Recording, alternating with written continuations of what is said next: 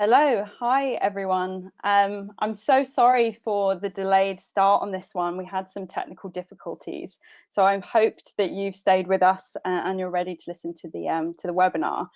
So we might have to cut short some of the questions at the end, but I'll still aim. You can't hear me. Hello, just checking if people can hear me. Great, cool. So let's get started. So thank you all for joining. This is the second in Talentful's webinar series on the topic of finding, attracting, hiring and retaining diverse talent. So this is a vast topic and there's a lot to cover, so strap in. The presentation will last around 35 to 40 minutes, but please send through the questions that you have as and when they pop up through the chat box, and I'll aim to answer those at the end. So you can also reach out to me on LinkedIn or via email. I'm always happy to connect with fellow professionals in this space. So I'll introduce myself. I'm Evie. I'm a client lead at Talentful based in San Francisco. I recently moved over from London roughly 5 weeks ago. So I have been in isolation since getting here. I may not have got here at all. In the 4 years that I've been with Talentful, I've partnered with 8 clients. I'm currently with X, the Moonshot Factory, previously Google X. These projects have ranged from early stage tech startups like Attest, where we were scaling really fast and we're building out recruiting infrastructure, helping venture-backed games companies like Gram Games open up a new HQ in London and building out that studio from scratch, to larger tech enterprises like DeepMind, which formerly Google DeepMind, where I was building out a sourcing function and managing a team of sourcers. So a common theme with most of my projects has been building diverse teams. So it's a space that I've been operating in for some time, and it's something that I'm personally really passionate about. And now a brief introduction to Talentful. So we're a 140 strong team of talent experts helping to build the companies that are changing the world. We do that through end-to-end recruitment delivery, our culture matching platform Insightful, and our employer branding studio. So our consultants embed into high growth companies on a flexible basis and create outstanding recruitment processes and experiences. We're all over the place now. You can find Talentful in London, which is our HQ, Berlin, and now San Francisco, where we've been since January. And we're working with seed-backed tech startups through to household names like Google and King.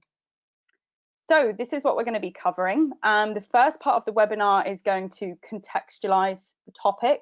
It will give you some insights into the diversity and talent landscape with a particular focus on the tech industry. So whether the organization you work for is already making strides towards improving D&I, or it's not something that's on their agenda yet, a good place to start is by building a business case for investing in D&I, rich with studies and stats like some of the ones that I'll go through now. So hopefully you'll have some good takeaways from that. With something like diversity and inclusion, many businesses have learned the hard way that the later you start, the harder it gets. So I'll launch into tips and advice around those 4 areas after that. So I see diversity as something that is complex and holistic. It's a concept that's constantly evolving. It's certainly not something that will be solved overnight, and it won't be solved in our webinar either.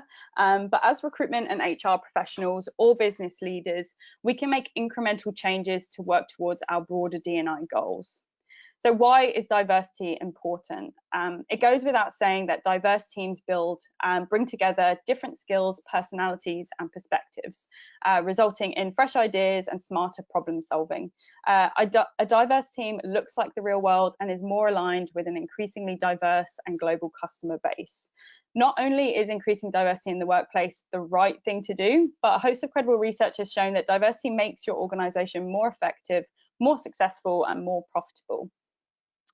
So why is diversity beneficial? Societies are by default diverse in age, race, gender, and socioeconomic class. Diverse organizations are better aligned with the demographics or the areas where they operate and serve. Diverse teams can better understand the needs and interests and pain points of diverse audiences to make better customer service. And employees with different experiences and perspectives can bring fresh ideas and innovative solutions to the table. So Harvard Business Review has a really interesting concept of two-dimensional diversity. They identify two kinds of diversity: inherent and acquired. So inherent diversity involves traits that you are born with, such as gender or ethnicity, and acquired diversity involves traits that you gain from experience. As an example, working in another country, which will help you appreciate cultural differences. They propose that companies with two-dimensional diversity are the most successful, as this unlocks innovation and it creates an environment where out-of-the-box ideas are heard. And recruitment and retention, which is what the bulk of this webinar is going to focus on. So some key stats. Research by McKinsey and Company say that companies that have more gender diverse leaders are 21% more likely to outperform others. Similarly, they say companies that have more ethnically diverse leaders are 33% more likely to outperform others. And the Social Science Research Network say teams with 50-50 gender diversity outperform other teams in terms of quality of work. And Glassdoor says that more than 50% of employees believe their companies should do more to improve diversity. So now for a few surprising stats explicitly related to diversity in the technology industry. So Pew Research Center states that women make up 53% of the US workforce, with that number coming in at about 50% for STEM fields, which is science, technology, engineering, and mathematics. But of those STEM fields, women make up only 14% of engineering jobs. So representation varies widely. The percentage of Black and Hispanic employees at major tech companies is particularly low, often making up just 1 to 3% of the tech workforce. According to the Equal Employment Opportunity Commission, white people represent 83% of tech sector executives, significantly higher than executives in the rest of the private sector and more than 15% higher than their representation in professionals category. Another contributor to overall lack of diversity in tech is lack of funding that goes to underrepresented founders. For example, last year, female founders brought in just 2.2% of US venture capital dollars. It doesn't help that less than 10% of decision makers at VC firms in the US are women.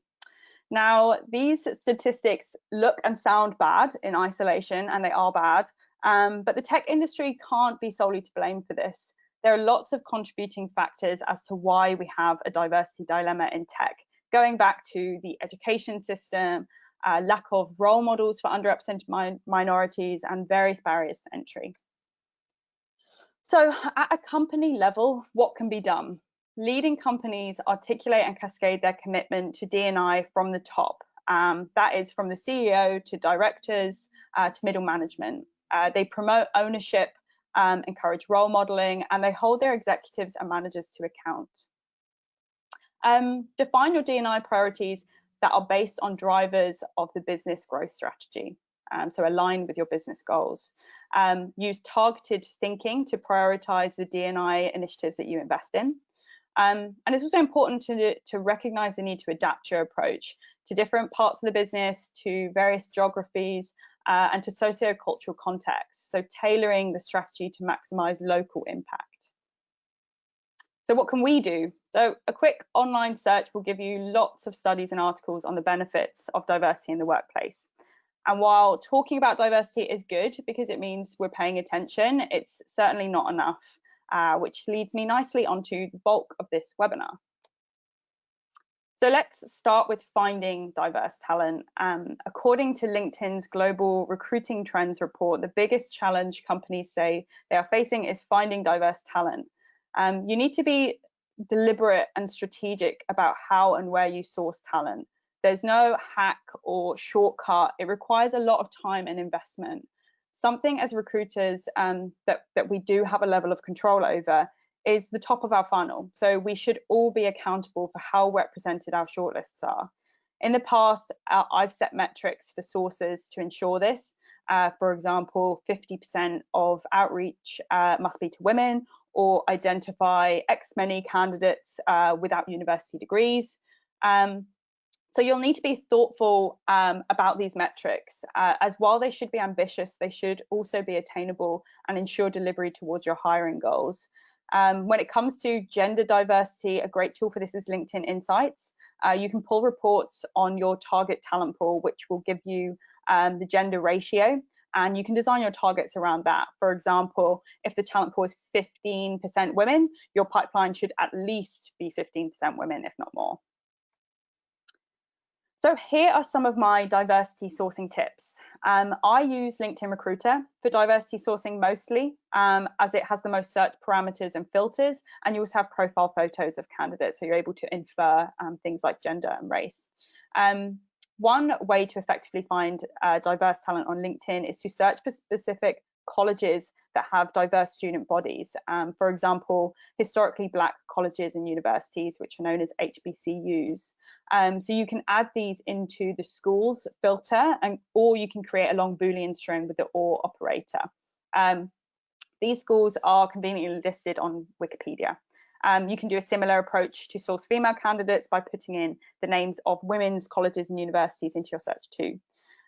You can also find underrepresented candidates by searching for diverse association groups, fraternities, and sororities. As you can see in this keyword search, I've compiled every major Greek sorority into a Boolean OR string. Wikipedia also offers lists of African American, Greek and fraternal organizations, LGBTQ campus organizations, Latino Greek organizations, Asian American fraternities and sororities, and various other cultural interest groups. So you can really experiment with these in your keyword searches. LinkedIn also has a search filter for groups, and there's hundreds of groups related to underrepresented communities. Here you can see an example of a few that I've put in, like Women in Technology or Black Professionals Network. You can add these to a generic search and return results of candidates associated with these. One of the terms that most easily distinguishes men from women is their first name. So LinkedIn Recruiter now has a first and last name filters. It may be impossible for you to input every single female name into a search, but you can use the most common female names from various decades. This data is easily accessible from the Social Security Administration database. It is a big investment inputting all of this, but once you have, you can save them as custom filters and apply them to any generic search that you do super quickly. Alternatively, you can create long Boolean strings and store them in a sheet somewhere.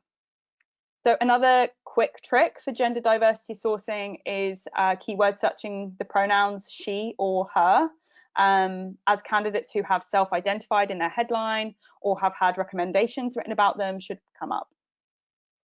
Okay, now that you've sourced diverse talent pools, you need to be just as thoughtful and strategic about how you engage with them. The same rules apply for general reach out good practice, personalization, friendly, welcoming tone. But it's wise to think more about who your target audience is. As an example, in the Stack Overflow 2019 developer survey, they asked respondents what their most important job factors are. While male respondents place languages, frameworks, and other technologies they'd be working with top, female respondents place office environment and company culture, as well as flexible working top. So based on this data, you'd want to adapt your reach out content to what's important to your audience. So referrals. We know that referrals are more likely to get hired. So data shows that 1 in 16 referrals are hired in comparison to 1 in 152 applicants on average. While referral programs, if designed well, can support your diversity goals, they can most definitely be detrimental too. So research shows that we are more likely to refer people similar to ourselves, people that we went to school with, people that we go out with. And if we relied solely on referrals, we're likely to build a homogenous team. So we need to make sure we diversify our channels to hire. But if you have successfully cascaded your commitment to D&I from the top, it should be easy to encourage employees to refer people from underrepresented groups. So emphasize that diversity requires deliberate effort, and it's something that all employees can help with. This in turn will engage the entire organization in taking ownership for your diversity efforts. Companies like Pinterest have had success with this strategy, and they've blogged about it, despite not having any monetary reward attached to referrals. Other companies have found success by actually increasing bonuses for referrals for underrepresented groups.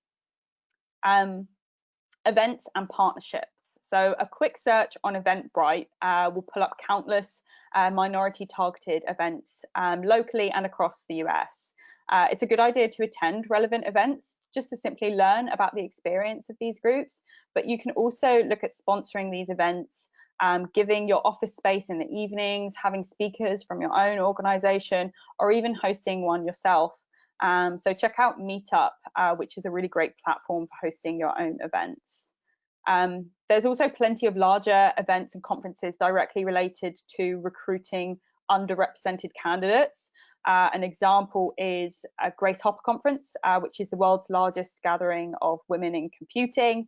If you're a sponsor, you can access CV banks and invite prospective candidates to your own events, or you can engage with them before and after the conference. So sponsorship of these conferences, depending on kind of what level of sponsorship you choose, is quite expensive. So you know, it's something you'll have to really invest in, but the return on investment can be really great as well. So making meaningful partnerships with nonprofits and community organizations is also a really valuable initiative. An example is Lever's partnership with Juma, which is a nonprofit which serves underrepresented first-generation college students.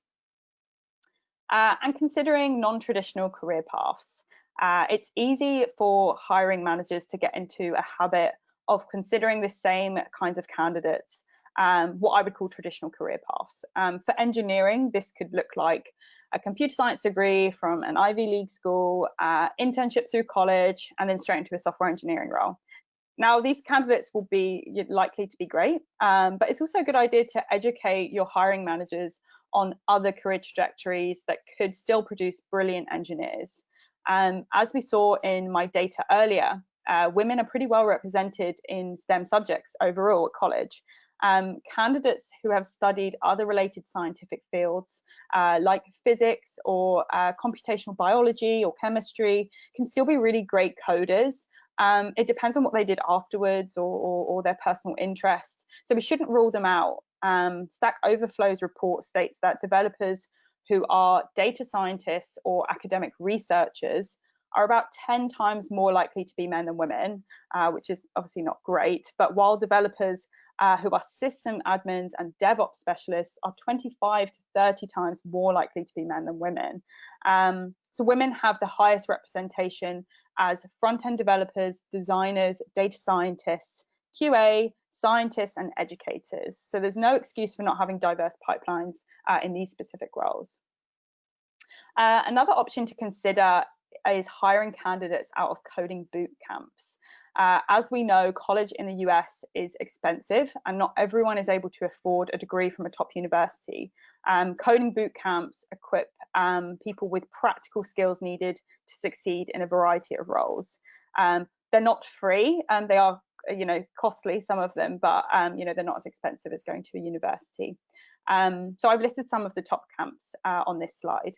Having actually worked with a coding bootcamp myself in the UK called Makers Academy, graduates come from a real wide variety of backgrounds, different ages, cultures, life experiences, and they become excellent engineers. So it's a good thing to explore. Data shows that while diversity is still bad for professionals in tech, we have better representation for ethnic and gender diversity in students. So introducing an apprenticeship scheme or an internship program with explicit diversity targets like 50-50 gender split, for example, is a great way of improving diversity and investing in your future leaders. Okay, so how do you design strategies that mean diverse talent comes to you? A good place to start with attracting candidates from underrepresented groups is to revamp your job descriptions. So audit your job specs to ensure that there's no gendered pronouns. which would be a rookie error, such as he or him, and convert them into gender neutral language like they, them. Studies show that words like dominate or superstar tend to attract male candidates, while words like community and understanding tend to attract more female candidates. So aim to create a balance with language that is as neutral as possible. A great tool for this is Textio, which is a language analysis platform that uncovers gendered phrases and spots biases. It is costly, it's expensive. However, there is an alternative, a free one called Cat Matfield Gender Decoder, and that can be found online. So emphasize your company's commitment to D&I in a statement written in your own words, and add to your job specs or pride of place on your careers page. Even a simple sentence can send a strong message to applications. A very familiar statistic that I'm assuming some of you have heard is women are unlikely to apply for a position unless they meet 100% of the requirements, while men will apply if they meet 60% of the requirements. So aim to write results-based job descriptions. Objective job descriptions focus on output instead of having long checklists of competencies, allow for a larger pool of people to opt into the role. An employer brand. So when it comes to your employer brand, you need to start building it internally. Start with your employees. Without their buy-in and support, it will be impossible to build an inclusive culture and to establish what your employer brand is.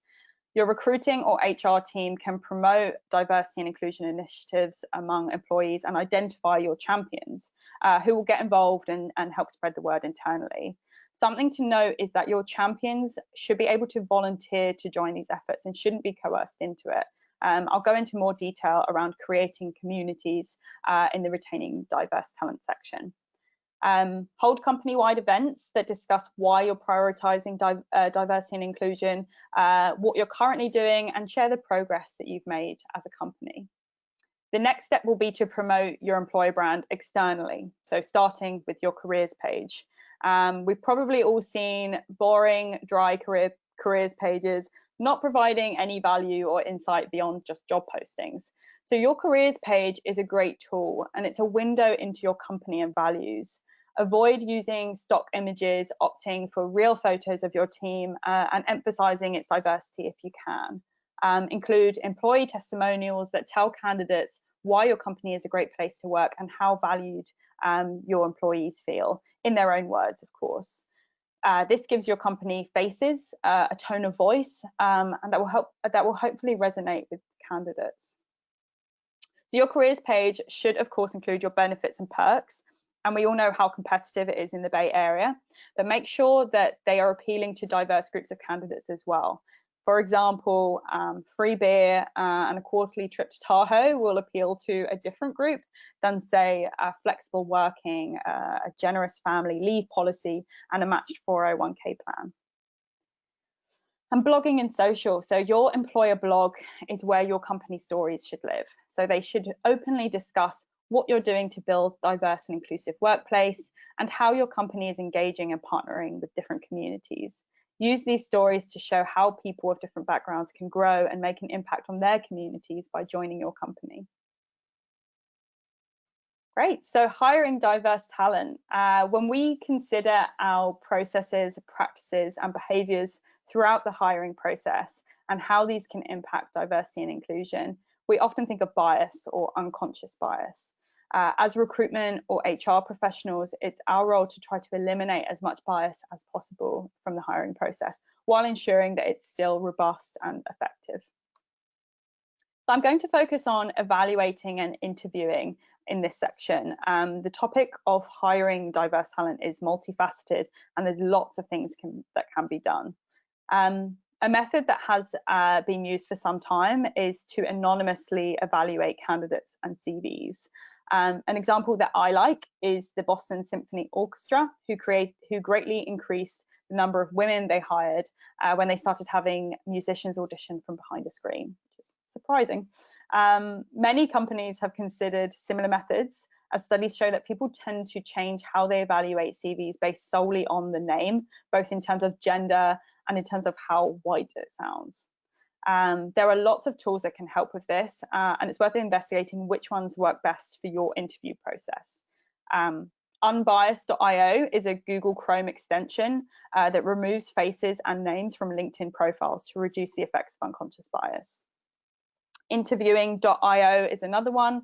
It's an anonymous technical interviewing platform designed to fix Silicon Valley's fundamentally broken talent funnel by minimizing unconscious bias. There's also room here to educate our hiring managers in how to effectively evaluate CVs. As previously mentioned, there's a common habit of only considering candidates from the most prestigious schools and directly correlating that with a candidate's merit. As not everyone has equal opportunity to go to the most prestigious schools, instead you can focus on GPA or honours a candidate has been awarded as markers of their abilities and tenacity. I've always favoured a more structured interview technique as it leaves less room for bias. If you ask the same set of questions and have clearly set a rubric for what a good answer is, interviewers can be more objective in their evaluation. It's good to run interview workshops with your hiring teams to build out question banks and come up with values-based and behavioural questions. Use a scoring system which is done individually and privately so people aren't influenced by other people's feedback. And also everyone involved in recruiting should know how to document interview feedback and should be made accountable to do so. Culture fit has long been used as a justification to hire people. There isn't anything inherently wrong with this. Of course, we want to find employees that fit with our culture. However, it's a good idea to discourage using culture fit as a reason for rejecting a candidate. When interviewers want to reject candidates for a gut feeling or culture fit, often it's an indication that unconscious bias is at play. Challenge your interviewers to articulate a more specific explanation. It's a great way to uncover hidden biases and have an open conversation about them. But try not to shame people for their biases, as we all have them. It's about having awareness of them and not letting them influence your decisions too much. I often like to think of culture add instead of culture fit. So look for new hires who may add different experiences and valuable perspectives to your team rather than blending in with the team that you already have. And now that you have a diverse pipeline of candidates, you need to evaluate them effectively and fairly and give them a really great candidate experience. One thing you should endeavour to do is to have a diverse interview panel, both to give a good perception of your company to candidates, but also for different perspectives when evaluating a candidate's performance. Also, coach interviewers on how they pitch your business effectively. Very often interviewers forget that candidates are interviewing them too, and particularly when we're in a very competitive market like how we are. Think about how you interview against competency. For engineering, there are multiple ways of evaluating technical skills. The goal is for the interview to simulate the reality of the job. Studies show that women and introverts tend to do less well when doing whiteboard coding interviews. As we know, we need both women and men and introverts and extroverts in great teams. But coding on a whiteboard isn't necessarily a requirement or the reality of the role. Paired programming or a take-home test could be a more inclusive method. There's also great tools that you can use. CoderPad is an example. It's an interview tool designed to let candidates write programs that run, and it looks and feels and behaves more like a working environment than, say, a whiteboard.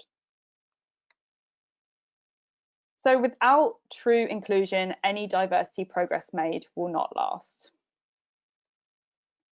An organic way of creating an inclusive culture is to encourage communities for and created by underrepresented employees. These should be voluntary employee-led communities that serve as a resource to foster a diverse and inclusive workplace. You could also create a channel for D&I in your company's communication tool like Slack. This can be a place where employees share D&I articles and news and establishes a norm for talking actively and openly about D&I in the workplace. You can offer roundtables for people from underrepresented groups, asking them what belonging looks like to them, and take on that advice to inform your initiatives. Microaffirmations are small, inclusive behaviors that offer encouragement and validation to others.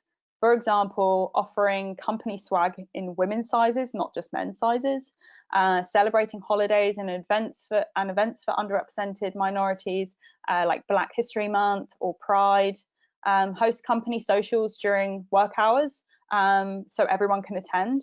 There's a ton of examples that you can draw inspiration from in blogs online written about creating an inclusive culture. And advancement and progression is a major factor in creating an inclusive culture. Have clear and standardized progression routes for all employees with tangible goals, as well as trained managers executing them. As we know, everyone is different, and some people are far more likely to ask for a promotion than others, and also provide and encourage mentoring to support this.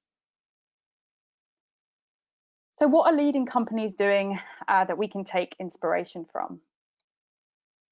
I've highlighted 2 examples here, but there are lots of companies doing innovative things to improve D&I. Twilio is a good example of starting D&I efforts organically and having an inclusive culture with broad support across the company.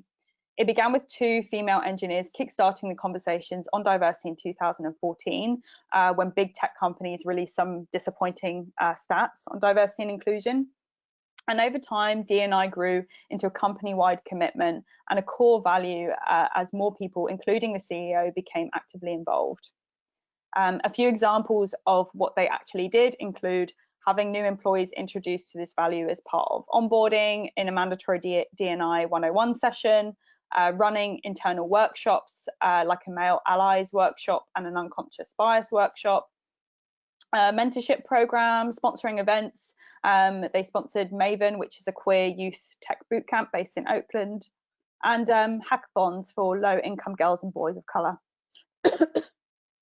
Excuse me. Slack is another great example, and they have actually released their diversity stats, which aren't perfect, but considerably better than most.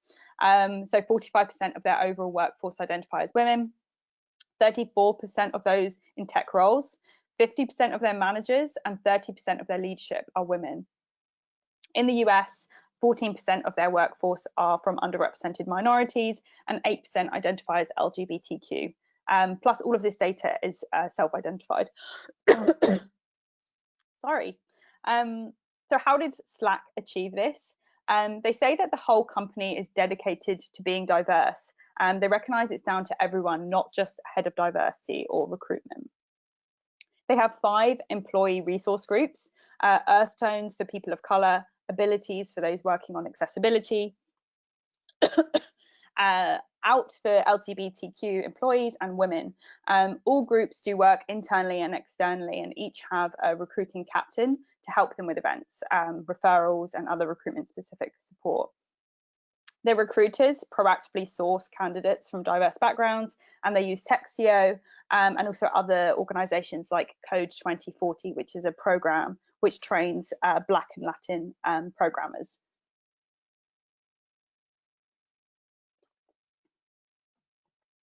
So as recruiters, our ATS is an invaluable tool for data tracking and reporting. If you are implementing or changing your ATS, I'd recommend looking into Greenhouse. It's a more expensive option, but has very good reporting features that will help monitoring the impact of your diversity initiatives in your pipelines. I'd recommend always analyzing your pipeline funnels. You could be doing an excellent job of filling the top of your funnel with a diverse and well-represented pipeline, but that effort is futile if you have a process that is screening them out. So analyze and adjust if need be. I'm sorry, I've got a tickly throat, which is giving me some aggro. So be strategic about your hiring and sourcing metrics. Set goals that are ambitious but attainable. Implement a self-identification process where candidates fill out a survey during the application process and can voluntarily self-identify as part of a minority group. This will give you accurate data to work with. And track the success and return on investment of your initiatives. If you've sponsored conferences, look at the conversions of attendees that have converted to candidates and decide whether it's worth the investment. And above all else, listen to your employees, invest in things that they care about. Start small and don't let the immense scope of things that need to be done keep you from doing anything at all. Because you can talk about diversity and inclusion forever, but it's taking action is the only real way to change anything. Great, so we've come to the end of it and we've just hit 35 minutes. So we do have a little bit of time for questions. And I've seen a few come in. I'm going to take this opportunity to take a drink to get rid of my cough. So one of the questions is, of the sourcing techniques you mentioned, what ones have you found most effective? So for me, it's really a blend of these techniques. So my sourcing approach generally is to zoom in on a slice of the talent pool. So really detailed search and a small slice of my talent pool, and then zooming out to a large talent pool. So similar, you can use a similar kind of approach with your diversity sourcing techniques. So yeah, I would experiment. I think when I was exploring different techniques, I was thinking, what would a LinkedIn profile have that would indicate someone has come from an underrepresented group? And I built my kind of sourcing techniques based on that. So I'd say the one that they're all very great techniques, but the one that perhaps doesn't pull up like the best and most high quality results is the keyword search for she or her. Sometimes it comes up with people who have given recommendations about people, so it's not necessarily all women that come up. So let me look again.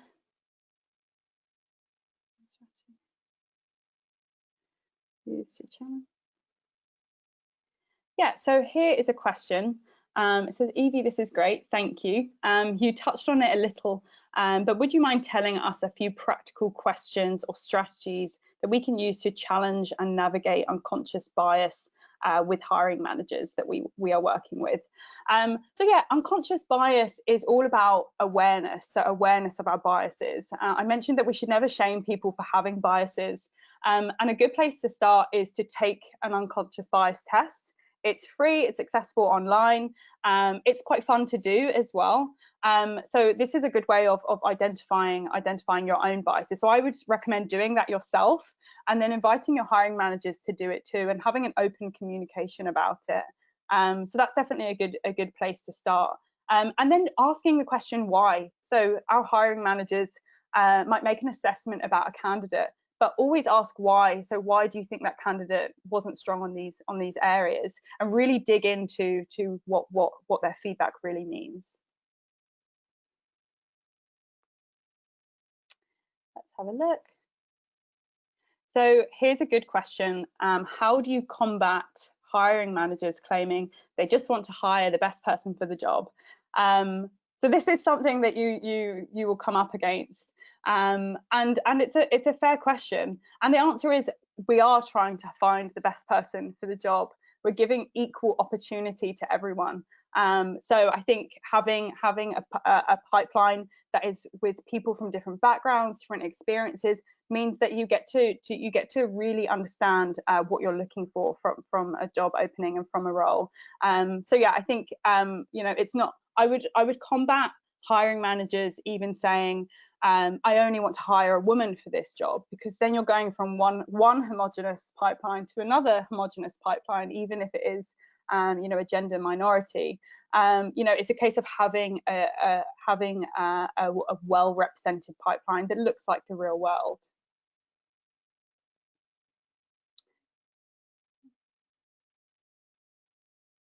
So do you have any sourcing platforms you'd recommend to find diverse talent outside of LinkedIn?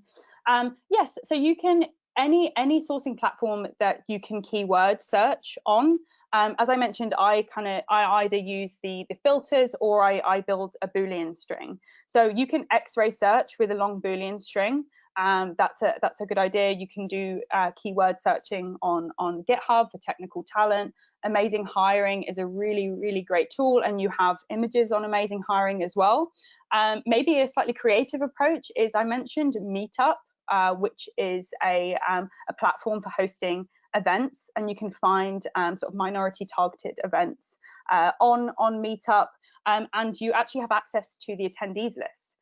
So that could be quite a creative approach, is if you find a minority targeted event, you can source through the attendees list.